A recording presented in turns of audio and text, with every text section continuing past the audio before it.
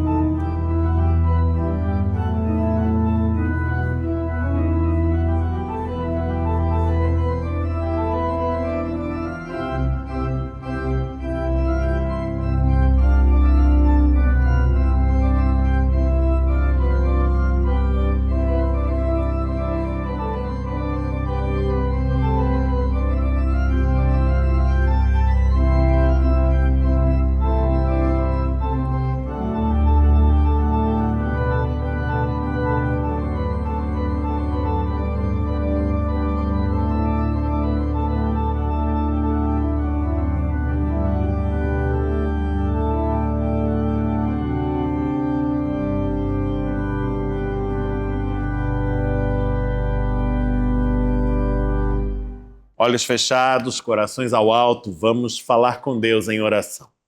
Senhor Deus, Pai bendito, adentramos a Tua santa presença e tomamos parte juntos, em espírito e em verdade, nesta santa assembleia que é Tua, o culto do Senhor. E o fazemos com alegria, eivados de gratidão, porque é bom e é agradável desfrutarmos destes momentos, sabendo que tudo providenciastes em amor a fim de nos abençoar. Como és benigno, Senhor Deus, e como é maravilhoso tudo isto que graciosamente nos ofereces. Afinal, temos agora a oportunidade de falar-te na certeza de sermos ouvidos e de ouvir-te, falando poderosamente aos nossos corações aquilo que precisamos ouvir de ti.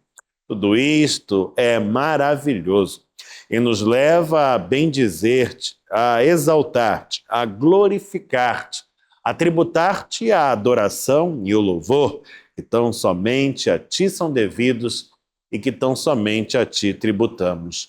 Nosso rogo é que recebas a nossa palavra de oração e que ela chegue a ti como uma oferta de aroma agradável, que te seja aprazível, pois feita em sinceridade de alma e no nome santo de Jesus, o Cristo, teu Filho, nosso Salvador.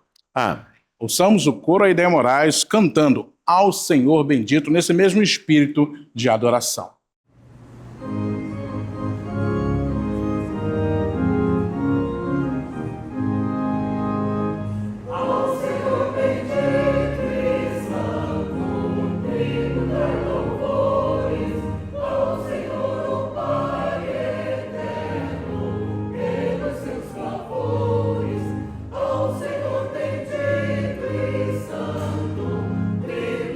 Louvores ao Senhor.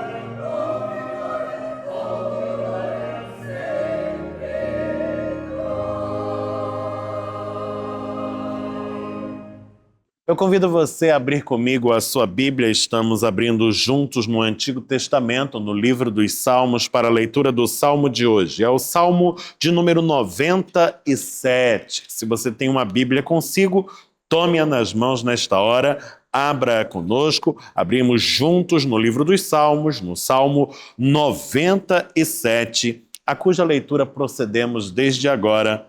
Palavra que diz assim: Reina o Senhor, regozije-se a terra, alegrem-se as muitas ilhas, nuvens e escuridão o rodeiam. Justiça e juízo são a base do seu trono. Adiante dele vai um fogo que lhe consome os inimigos em redor.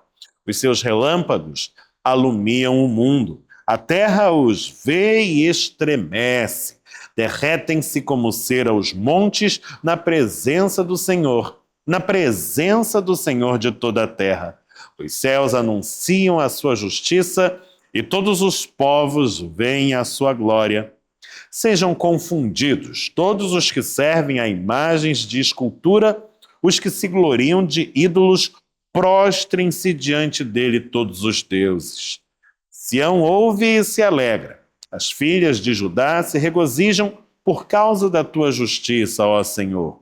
Pois tu, Senhor, és o Altíssimo sobre toda a terra. Tu és sobremodo elevado acima de todos os deuses. Vós que amais o Senhor, detestai o mal. Ele guarda a alma dos seus santos, livra-os da mão dos ímpios. A luz difunde-se para o justo e a alegria para os retos de coração. Alegrai-vos no Senhor, ó justos, e dai louvores ao seu santo nome. Bendito seja o Senhor pela sua santa palavra. Amém. Vós que amais o Senhor, detestai o mal, diz-nos o salmista, diz a palavra que recebemos de Deus. Nós somos estes, os que amam ao Senhor e, por certo, detestamos o mal. No entanto, sabemos que em nosso ser há um grande dilema, consoante aquilo que dissera outrora o apóstolo Paulo.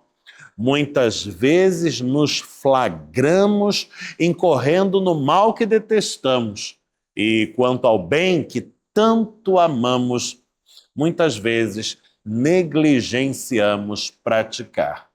Para este nosso descaminho, há remédio, e ele se encontra na misericórdia do Senhor, que insistentemente faz derramar-se sua bênção sobre nossas vidas com a graça e o perdão, que tão somente nele logramos achar. Nesta hora, nos volvemos ao Todo-Poderoso com a confissão de nossas faltas. Recolhemos das mãos divinas o renovo do seu favor e apresentamos a ele os nossos motivos de súplica e intercessão, falando de nossas próprias lutas, mas também daquelas que têm sido travadas pelos nossos amados. Suplicantes, recebemos do nosso bom Deus a graça que está assegurada aos seus. Se você puder fazê-lo, coloque-se de joelhos para esta oração. Se não, ao menos, baixe a fronte, feche os olhos e eleve o coração ao trono da graça.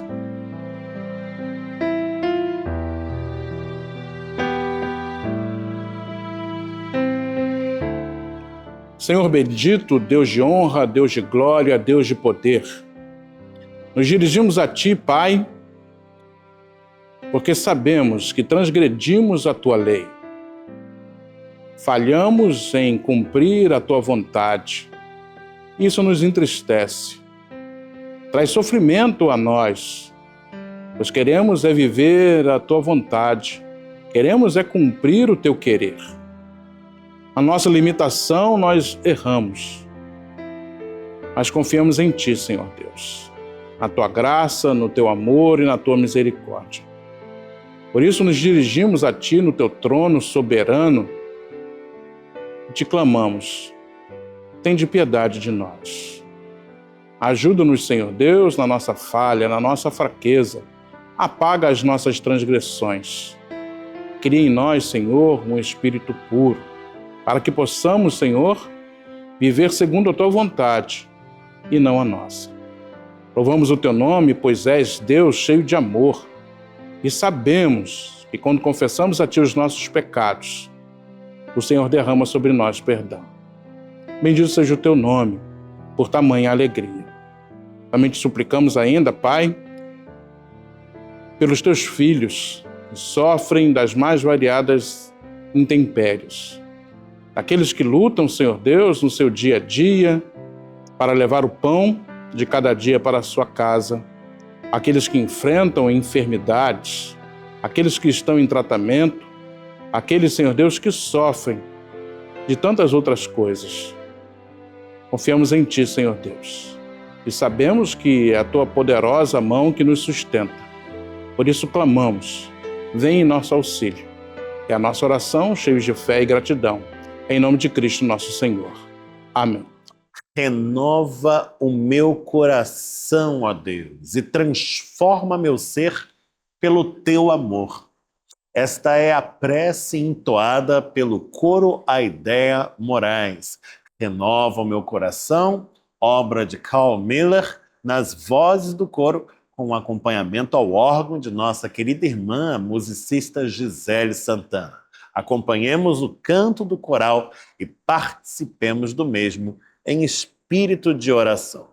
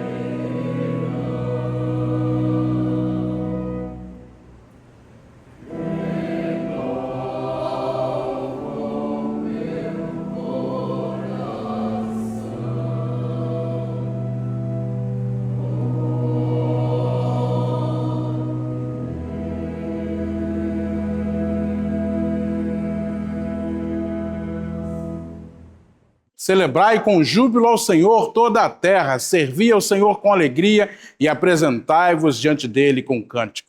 Sim, o Senhor é Deus. Ele cuida de tudo e de todos. E a nós nos resta servi-lo com alegria. E servi-lo com alegria é dedicar-se a Ele. Eu te convido a fazer isso das mais variadas formas. Em oração, leitura da palavra, dedicação do seu tempo, das suas capacidades, dos seus dons e também dos seus recursos. Você pode trazer seus dízimos e ofertas ao gasofilácio das mais variadas maneiras. Você está vendo aí na sua tela como você pode fazer o seu Pix, a sua transferência ou até mesmo o seu depósito. Tudo de forma segura. Você estará servindo a Deus e abençoando a obra do Evangelho a se expandir aqui nesse lugar. Nós vamos orar juntos. Quero te convidar a fechar os seus olhos para agradecermos a Deus por dízimos e ofertas, dizimistas e ofertantes. Senhor, é maravilhoso poder te servir. É maravilhoso poder, ó Pai, saber que somos ovelhas do teu pastoreio. E como o Senhor é o nosso pastor, nada nos falta. Pai, obrigado pelo privilégio que temos de sermos teus filhos. Tudo que temos, tudo que somos, vem das tuas bondosas mãos. E nos alegra poder participar da expansão do teu reino, trazendo dízimos e ofertas a ti. Agora nós oramos te consagrando dízimos e ofertas, dizimistas e ofertantes. Fazemos isso no nome de Cristo, nosso Senhor. Amém. Eu convido você a mais uma vez abrir comigo a sua Bíblia e nós estamos voltando às páginas do Antigo Testamento e ao livro dos Salmos, porém agora abrindo juntos no Salmo de número 67. Encontre na sua Bíblia, no Antigo Testamento, o livro dos Salmos, nele o Salmo 67. Nós vamos fazer a sua leitura completa e vamos meditar nessa palavra. E ao término da leitura, eu proponho a você que mantenha a sua Bíblia aberta no texto lido e deixe-a assim acessível, disponível para que façamos a sua consulta ao longo da reflexão. Para este nosso exercício será de grande proveito que você tenha ao alcance dos olhos o livro santo e possa ir revisitando o nosso texto à medida em que conversamos. Estamos no Antigo Testamento, estamos no livro dos Salmos, no Salmo 67, a cuja leitura integral procedemos desde agora, palavra que diz assim: Seja Deus gracioso para conosco e nos abençoe e faça resplandecer sobre nós o rosto, para que se conheça na terra o teu caminho e em todas as nações a tua salvação. Louvem-te os povos, ó Deus, louvem-te os povos todos. Alegrem-se e exultem as gentes, pois julgas os povos com equidade e guias na terra as nações. Louvem-te os povos, ó Deus, louvem-te os povos todos. A terra deu seu fruto e Deus, o nosso Deus, nos abençoa. Abençoe-nos, Deus, e todos os confins da terra o temerão. Bendito seja o Senhor pela sua santa palavra. Amém. O livro dos Salmos nos entrega uma vitrine muito rica, uma mostra muito ampla e diversificada de um fenômeno rico e particularmente interessante, que é a poética hebraica antiga. Sim, o livro dos Salmos é uma grande coleção de coleções de poesias. E quando falamos da poesia praticada no antigo Israel, estamos falando de um fenômeno literário muito denso já então, e que ainda hoje continua sendo admirável nos seus contornos e nos seus elementos constitutivos. Verdadeira arte no uso da palavra. O salmo que temos em apreço, o salmo de número 67, é estruturado segundo uma forma que foi amplamente trabalhada pelos antigos poetas hebreus, que tem bastante espaço dentro do cânon do Antigo Testamento, especialmente no que concerne a escritos de caráter poético, e que é evocada por um termo técnico que possivelmente soará estranho aos seus ouvidos, salvo você já esteja familiarizado ao jargão próprio da área. É o chamado quiasmo. Se a palavra é estranha ou mesmo desconhecida para você, não se incomode com isto, porque mais importante do que ela é aquilo para que ela aponta. E faço este destaque não com a presunção de querer soar professoral ou diletante de forma alguma, longe de mim, mas porque me parece que compreender esta forma vai nos ajudar a perceber onde está o cerne da mensagem que este salmo se propõe a anunciar. E eu explico-a para você em linhas gerais e tenho por certo que você é capaz de compreendê-la, sobretudo à luz deste vívido exemplo que o Salmo 67 nos oferece.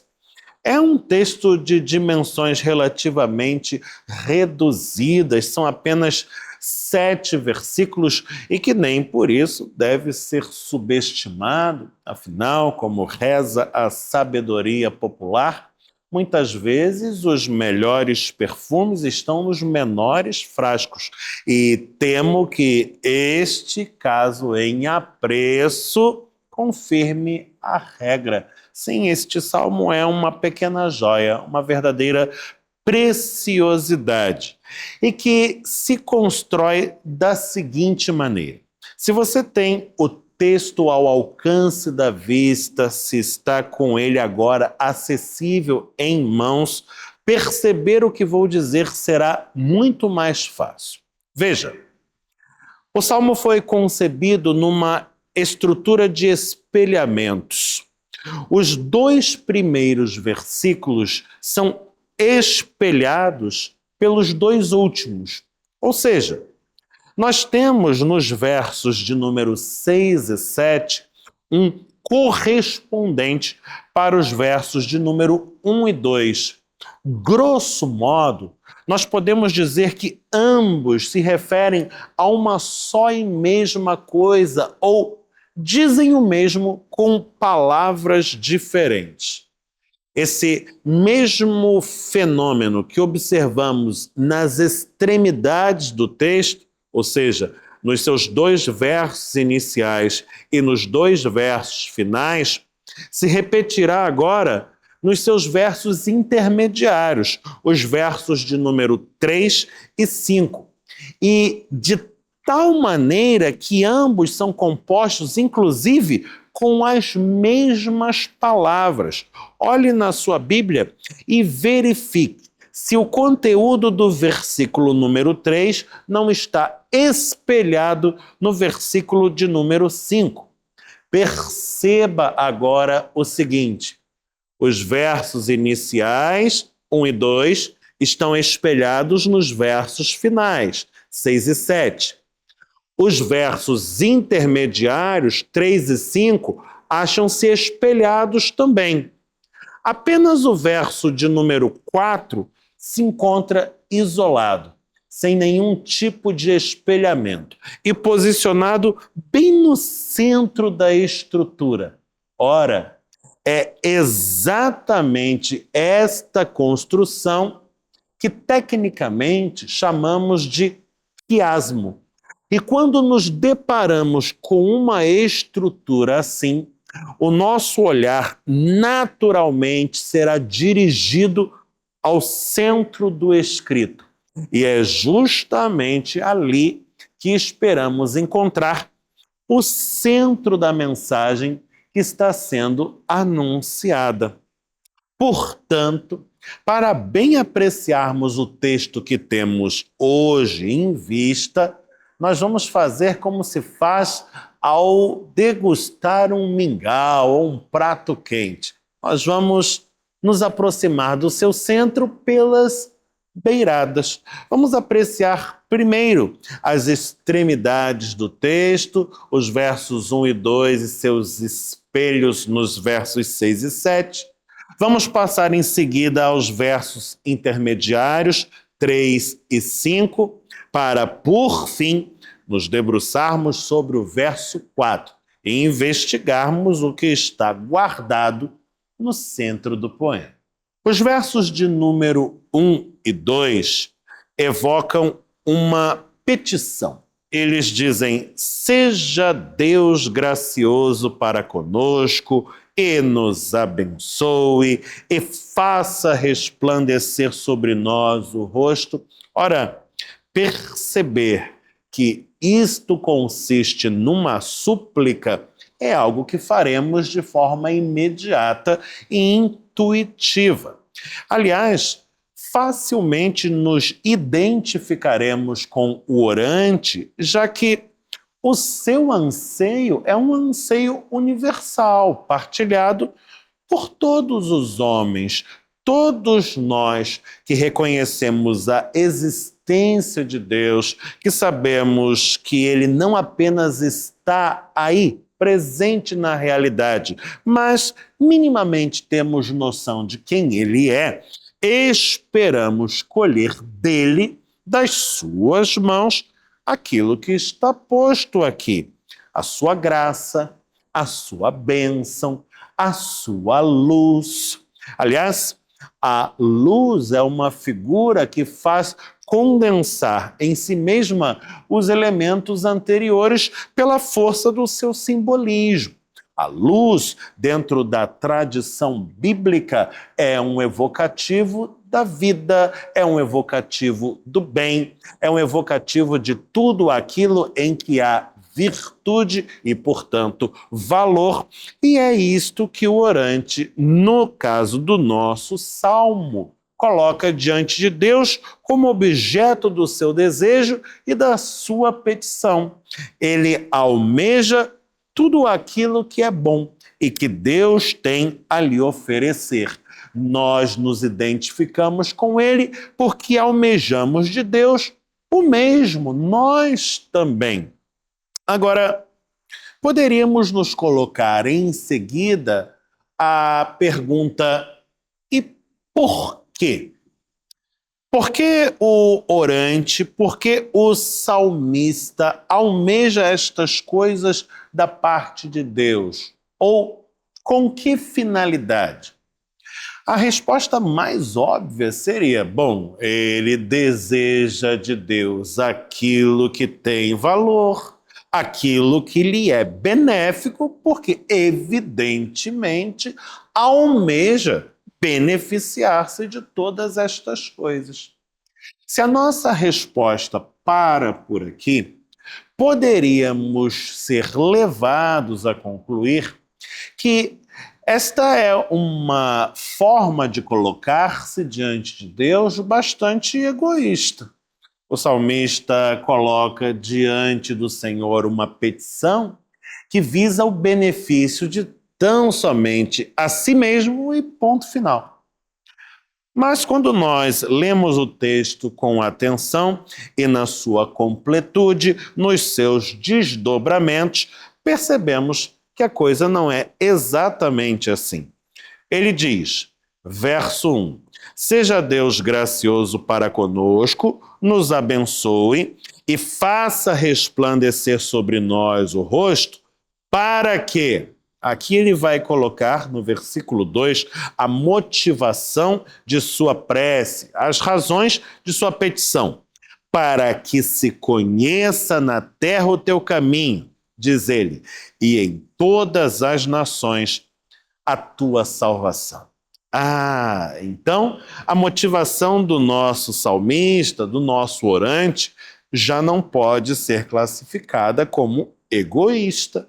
Pelo contrário, há uma generosa carga de altruísmo que podemos perceber aqui. O que o salmista deseja é, sim, ser abençoado. E na coletividade do seu povo é que ele faz esta petição, porque diz, seja Deus gracioso para conosco e não para comigo. Mas em seguida ele complementa a sua fala, dando razões ao seu pedido e justificando nestes termos.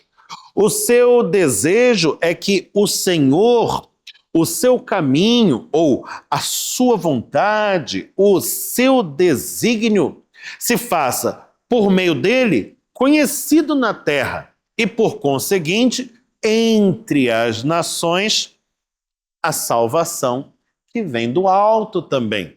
Ora, o salmista está aqui demonstrando a sua perfeita sintonia com aquilo que é o mistério de Israel. Segundo o Antigo Testamento nos dá a saber, Deus escolheu a Israel para fazer dele uma bênção. Sim, ele abençoou a este povo em particular para que por meio deste povo os demais fossem abençoados também. A teologia bíblica nos fala de um mundo marcado pelas trevas, em que Deus fez acender-se uma luz. E a missão de seu povo neste mundo é ser luz em meio à escuridão. Ou, nos termos da própria Bíblia, luz para as nações. E isto era tão verdadeiro para Israel no Antigo Testamento, quanto é para a igreja desde o Novo Testamento. Afinal, a igreja é aquela que reconhece a si mesma como o Israel de Deus segundo a fé, ou segundo os termos da nova aliança, da nova dispensação. Ora, o orante, o salmista, do Salmo 67, demonstra plena afinidade com aquilo que é a essência do ser de seu povo. A sua vocação, a sua missão fundamental, enquanto objeto das bênçãos de Deus, fazer-se canal para que as mesmas sejam comunicadas aos que estão ao seu redor. Note-se isto que os versículos de número 1 e 2 expressam, não encontra um espelhamento muito nítido nos versículos de número 6 e 7. Eles dizem assim: a terra deu o seu fruto, e Deus, o nosso Deus, nos abençoa. Isto é um reflexo muito claro e ilustrativo no modo de pensar do homem antigo, que via a realidade determinada pelas questões de ordem metafísica, transcendentes, espirituais. O homem do mundo antigo não faz separação entre o domínio do divino e do profano. Ele percebe a profunda integração que há entre todas estas coisas e declara, nos termos do Salmo: ora, a terra produziu. Sim, estamos falando aqui do fruto das plantações. A terra produziu e, pelo visto, produziu com bons e abundantes frutos, que são reconhecidos aqui não como mérito dos seus agricultores, mas como resultado das bênçãos divinas. Ele diz: Deus nos abençoou. É como se dissesse, mais uma vez, Deus foi gracioso, Deus foi abençoador, Deus fez resplandecer o seu rosto. E agora, diz o verso 7, todos os confins da terra o temerão. É desde esta perspectiva que o salmista enxerga o milagre, não como um fim em si mesmo, mas como uma placa. As placas são objetos que têm valor, mas o valor da placa não está nela mesma, no material de que foi composta, na habilidade de quem lhe pintou. O valor da placa está naquilo para que ela aponta. Assim como o milagre tem valor na medida em que revela quem o realiza. Sim, na medida em que fala do Senhor e da sua ação salvífica e graciosa neste mundo. É desta perspectiva que vamos nos achegando ao Salmo e à sua mensagem. Ela nos fala de um anseio fundamental que aqui é partilhado pelo salmista e expresso nos termos da sua poesia. O anseio fundamental de que Deus seja conhecido. E de que seja conhecido não apenas entre um povo em particular ou no meio de alguns povos seletos, mas que seja conhecido em toda a terra e por todas as nações. O texto faz questão de lançar mão de termos assim abrangentes. Ele fala da terra na sua totalidade, ele fala das nações na sua totalidade, ele fala até dos confins da terra, ou seja, dos seus cantos mais escondidos, dos seus recônditos mais ocultos. O que deseja o salmista é que esta revelação alcance a plenitude da realidade. É assim que nós nos aproximamos da camada seguinte do nosso salmo, os seus versos intermediários, os versos de número 3 e 5, que dizem: louvem-te os povos, ó Deus, louvem-te os povos todos. É como se aqui nós avançássemos um degrau a mais na profundidade do sentimento que o salmista está expressando. Ele agora fala de um desejo ainda mais profundo, o de que os povos todos, toda a gente, sejam capazes de louvar a Deus e se permitam fazê-lo. Para entender o que está dito aqui, é necessário entender a essência do louvor. E o louvor é a expressão do reconhecimento por aquilo que Deus faz. É diferente do reconhecimento por aquilo que Deus é, que chamamos adoração. Por exemplo, quando eu digo que Deus é o Rei dos Reis, que Deus é o Senhor, que Deus é o Criador, estou reconhecendo quem Ele é. E quando o exalto por isto, estou adorando-o. Mas quando eu reconheço o que Deus faz, Ele cura, Ele liberta, Ele dá salvação e exalto-o pelos seus feitos, eu já estou na esfera do louvor. Estou louvando e, portanto, louvar a Deus demanda reconhecimento pelas suas ações. Mas não apenas isto, o louvor está inerentemente atrelado à alegria. Só é possível louvar a Deus verdadeiramente se, ao reconhecermos o que Ele faz e exaltá-lo por isto, o fazemos alegremente. Ora, veja que interessante, o desejo do salmista é que todas as pessoas sejam capazes de fazê-lo. Reconhecer o que Deus faz, sobretudo o que faz em nosso favor, é evidente. Bendizê-lo pelos seus feitos e manifestar assim uma alegria que no coração do crente é realidade perene. Sim, a nossa alegria, ela não é dependente das circunstâncias.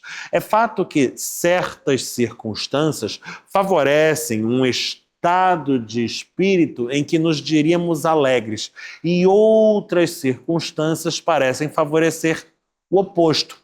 O crente experimenta tudo isto, momentos de euforia e momentos de profunda tristeza e melancolia também, mas a alegria de que estamos falando é algo que perpassa todo e qualquer momento sem jamais abalar-se. É aquilo que explica a atitude de Paulo, por exemplo, que dirá: eu sei estar sobre o muito, eu sei estar sobre o muito pouco, e se estou vivo ou se estou morto, não importa, eu estou com o Senhor, eu sou do Senhor, e exorto-vos dizendo: alegrai-vos, alegrai-vos sempre. Filipenses 4:4.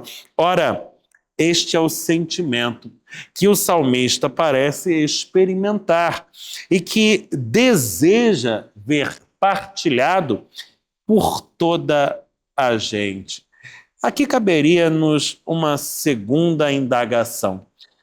E por que ele quer que seja assim? Porque o salmista não se contenta com a sua própria alegria. Se ele já está alegre, isto não basta, não está bem que permaneça assim. E eu lhe digo, Por certo que não. A alegria do crente jamais se completa se ao seu derredor não a reconhece presente também. Como é que poderíamos estar plenamente alegres por havermos sido alcançados pela maravilhosa luz que do Senhor promana, se ao nosso redor vemos tanta treva e tanta escuridão? Como estaríamos plenamente satisfeitos com a nossa própria alegria se formos capazes de perceber que aqueles que estão próximos a nós ainda não a experimentam dentro dos seus corações? Ora, se esta fosse a nossa realidade, estaremos absolutamente insensíveis para com a dor do outro e deveríamos desconfiar e muito, terminantemente, de nossa própria espiritualidade.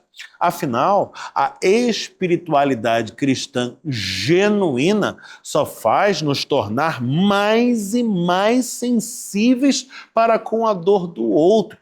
Se for de outro modo, ela já não pode ser considerada uma espiritualidade cristã e genuína. Será antes alienação ou ópio. A nossa espiritualidade nos faz sensíveis ao que se dá com o nosso semelhante. E se ele não experimenta ainda esta mesma alegria que hoje podemos experimentar, a nossa alegria, então, ainda não é plena, não se completou, e envidaremos todos os esforços para ver realizar-se este, que é o nosso anseio fundamental.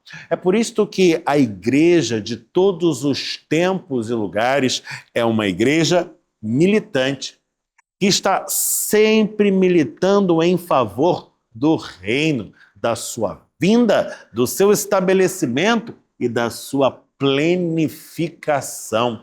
Porque sabemos que esta alegria só se plenificará na plenitude dos tempos, na plenitude do reino. E é por isto que o anseio fundamental da igreja de todos os tempos e lugares tem sido expresso nesta só e mesma palavra: Maranata, vem Jesus e traz contigo a plenitude de todas estas coisas. Note, fomos nos aproximando do centro do Salmo pelas suas extremidades, os seus versículos iniciais e finais. Passamos pelos seus versículos intermediários e agora visitamos o seu versículo central. O versículo de número 4, onde toda a sua mensagem deve achar-se condensada, e de fato está. Veja o que diz o verso 4: alegrem-se e exultem as gentes. Este é o desejo do fundamental do salmista. Este é o anseio profundo que ele carrega consigo e faz expressar na forma do seu poema. Ele deseja ver as gentes todas, os povos, as nações, os habitantes da terra na sua totalidade. Ele deseja vê-los alegres, experimentando essa alegria verdadeira, genuína e perenal, que só mesmo aqueles que foram alcançados pelo poder de Deus serão capazes de experimentar. E ele faz questão de construir a imagem desta alegria, recrutando um termo correlato e adicional, que é o termo exultação. Ele diz: alegrem-se e exultem as gentes. E exultação é uma alegria muito, muito intensa. Ele está para muito além do ordinário. Portanto, esta a natureza da alegria que o salmista deseja reconhecer naqueles que estão ao seu redor. Uma alegria que tem fundamento, que não é gratuita ou alienada, como dissemos anteriormente. E o seu fundamento está no modo como age o nosso Deus, pois dirá ele, ainda no verso 4, que Deus é aquele que julga os povos, ou seja, que distribui entre as nações a sua justiça, que o faz com equidade, ou seja, justamente, e por fim, que guia as mesmas segundo o desígnio que é seu, bom, perfeito e agradável. O salmo de hoje, portanto, enseja-nos nos reconectarmos com a nossa essência, com a nossa natureza, com a nossa vocação, pois somos nós, o Israel de Deus, o povo que se chama pelo nome do Senhor. E o nosso papel fundamental neste mundo é sermos sal e luz, é sermos um canal das bênçãos do Altíssimo para que elas alcancem a muitos, para que esta alegria que hoje experimentamos possa ser partilhada e vivenciada por todos os demais também. E assim se estabeleça a plenitude do reino, na plenitude dos tempos, na plenitude que somente a vinda do Senhor há de trazer a todas as coisas. Que assim seja, abracemos a nossa vocação, lancemo-nos ao nosso mistério e que Ele muito nos abençoe. Em o nome de Jesus. Passando a um tempo de comunicações, destaco que hoje, domingo, dia 1º de junho de 2025, no nosso culto matutino presencial, às 10h30 aqui no santuário, teremos a celebração da Ceia do Senhor, um momento preciosíssimo de comunhão em torno da Santa Mesa. Nós vamos partir o pão, vamos compartilhar o cálice e vamos receber, através deste meio de graça dado por Deus, o sacramento eucarístico, toda a sorte de bênçãos espirituais. Venha juntar-se a nós e desfrute desse momento você também. Hoje, domingo, 1º de junho, às 10h30, aqui no santuário, eu estarei por aqui e eu vou esperar por você. E os jovens da nossa União de Mocidade Presbiteriana, o MP Copacabana, estiveram presentes e muito bem representados a um evento que aconteceu no sábado, dia 24 de maio, lá em Campo Grande, em que estiveram presentes mais de 2.000 jovens presbiterianos, numa tarde dedicada ao louvor, à devoção, à fé e à edificação espiritual, tudo num clima de muita comunhão e contando com a presença do tão conhecido Projeto Sola, um conjunto musical presbiteriano que faz músicas com uma pegada reformada e que tem, de fato, abençoado muita gente, ganhado muita notoriedade no nosso meio e fora dele até. Você encontra aí na sua tela agora algumas imagens que registram estes momentos marcantes na programação e do qual fizeram parte os nossos moços. E nas nossas redes sociais você vai encontrar também ecos de tudo isto. Aproveite não apenas para deixar o seu like, mas para compartilhar esses conteúdos e nos ajudar a impulsionar o nosso trabalho e a nossa presença nestas plataformas, o YouTube, o Instagram, Facebook e outros tantos veículos por meio dos quais o testemunho da igreja tem sido divulgado. Saiba que fazendo assim, você está cooperando e muito para que a igreja continue alçando a sua voz na proclamação do Evangelho e no anúncio da salvação que aponta para Jesus Cristo. Momento de orarmos juntos a prece do Pai Nosso. Feche os olhos, falemos com Deus. Pai nosso que estás nos céus, santificado seja o teu nome. Venha o teu reino, seja feita a tua vontade, assim na terra como no céu. O pão nosso de cada dia nos dá hoje. Perdoa-nos as nossas dívidas, assim como nós perdoamos aos nossos devedores. Não nos deixes cair em tentação, mas livra-nos do mal, pois teu é o reino, o poder e a glória para sempre. Amém. Receba a bênção, que o Senhor te abençoe e te guarde, que o Senhor faça resplandecer o rosto sobre ti e tenha misericórdia de ti. Que o Senhor sobre ti levante o rosto e te dê paz. E que a graça de nosso Senhor e Salvador Jesus Cristo, o amor de Deus, o Pai Celeste e a comunhão do Espírito Santo permaneçam com todos, hoje e eternamente. Amém.